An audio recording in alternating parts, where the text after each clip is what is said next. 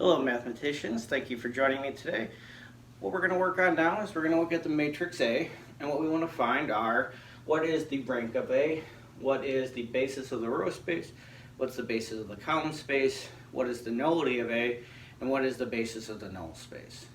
Now to answer any of those questions, what I need to do first is row reduce this matrix, so I'm going to go ahead and do that.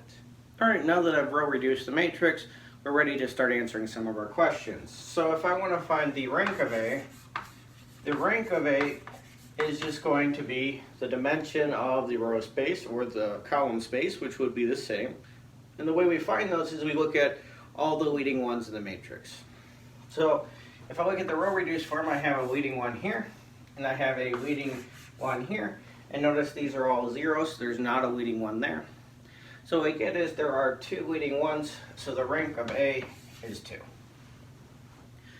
Now, since the rank of A is 2, we know that the nullity of A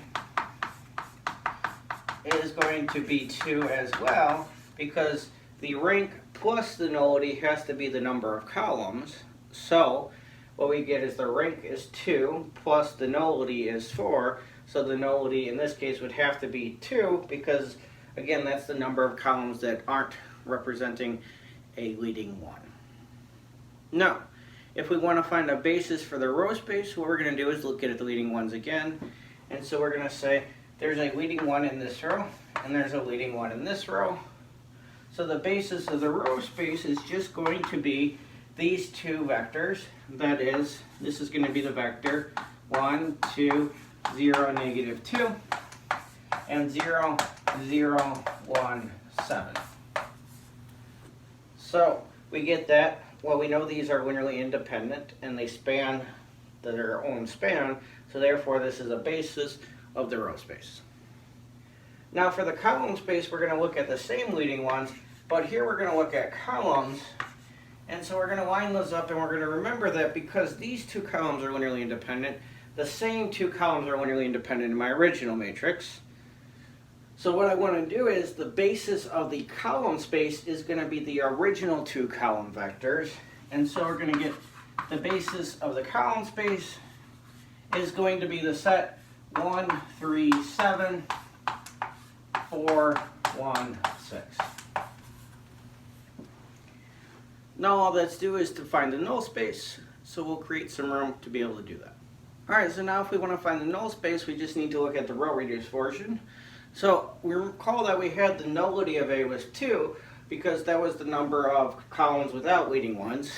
And so each of those columns is going to represent a free variable if we were trying to solve for where this was augmented with 0, 0, 0.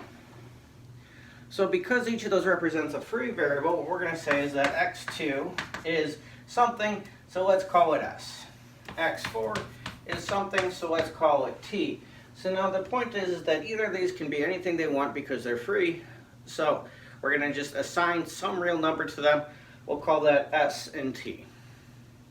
Once I have that defined, I can then find x1 and x3 by looking at these rows. So the first row is equivalent to saying that x1 plus 2x2 minus 2x4 is equal to 0.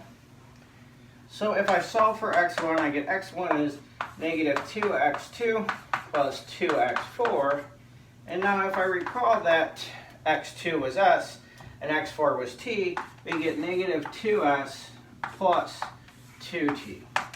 And so we found that x1 is negative 2s plus 2t.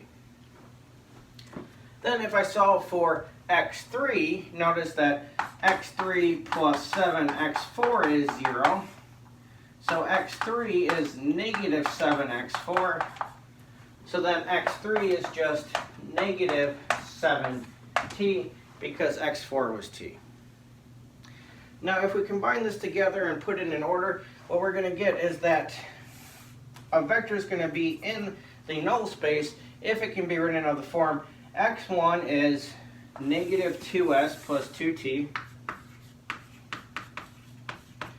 x2 is s, x3 is negative 7t, and x4 is t, so a vector will be in the null space if it can be written in this form. Now, since we want to find the null space, we want to find a basis of the null space.